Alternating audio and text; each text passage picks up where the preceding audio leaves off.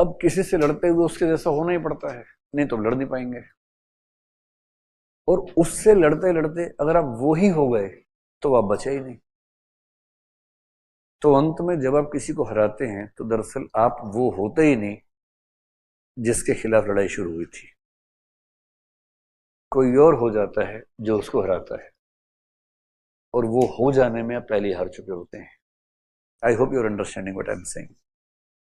ये वैसे ही है कि अगर आप सड़क पे जा रहे हैं और पड़ोस में कीचड़ में एक सूअर लेटा हुआ है, अभी सूअर का जिक्र जेएसमिल करेगा थोड़ी देर में, उसका फेवरेट एनिमल है वो, टू एक्सप्लेन ए कंसेप्ट।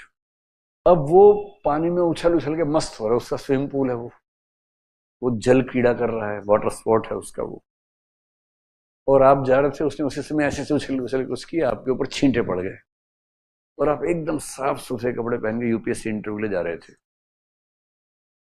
और जो वाइट शर्ट थी वो डिजाइन वाली शर्ट बन गई आपकी। बहुत गुस्सा है आपको, तेज। Now you have two options. एक है कि हिसाब बराबर होके रहेगा, रिवेंज, और दूसरा है कि आप सोचेंगे यार छोड़ो यार, कौन मुंह लगेगा।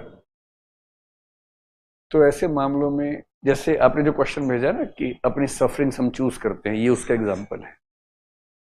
तो आप क्या करेंगे, हिसाब बराबर करेंगे या आगे और ना बिगड़े उसका ध्यान रखेंगे?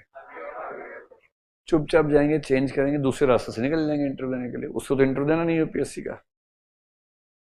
और अगर आपने कहा ना, हिसाब तो होके रहेगा, an eye for an eye, a tooth for a tooth, और आप उतर गए कीचड़ के अंदर, और आपने उसको उठा के कीचड़ में पटका, आप जिसको सजा समझ रहे हैं उसको मजा आ रहा है, कह रहे वाह अब जंप भी अपने आप नहीं लगाना है, जंप लगाने की मशीन आ गई है, आप जंप भी लगवा के दे रहे हैं उसको, उसे और मजा आ रहा है, और हर बार छींटे आपके ऊपर ही आ रहे हैं। तो आपको समझना पड़ेगा कि लड़ने की लिमिट कहां तक जाती है।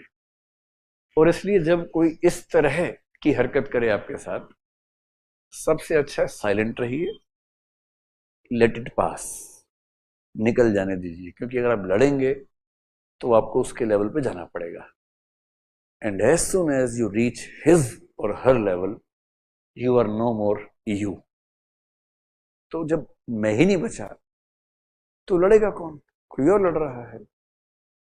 और इसीलिए एक कहावत चलती है यूपी बिहार में, जब कोई आपको ज्यादा परेशान करे तो एक कहावत बोल के मस्त हो जाना है, हाथी चले बाजार, कुत्ता भौंके हजार। मस्त रहना है, लोड लेना ही नहीं है। लड़ाइयां चूज करनी होती हैं। Don't choose a fight in which you will not be able to be and remain you. Never choose a fight. आप क्या हैं इस बात से भी तय होता है कि आपने कौन सी फाइट्स चुनी है। कुछ लोग आपको भड़काएंगे, अरे दम है तो दम है तो आप क्या बोल रहे हैं, दम नहीं है, I am sorry, you win, I lose, congratulations. क्योंकि आपको टाइम बचाना है, एनर्जी बचानी है। अब ये बेचारे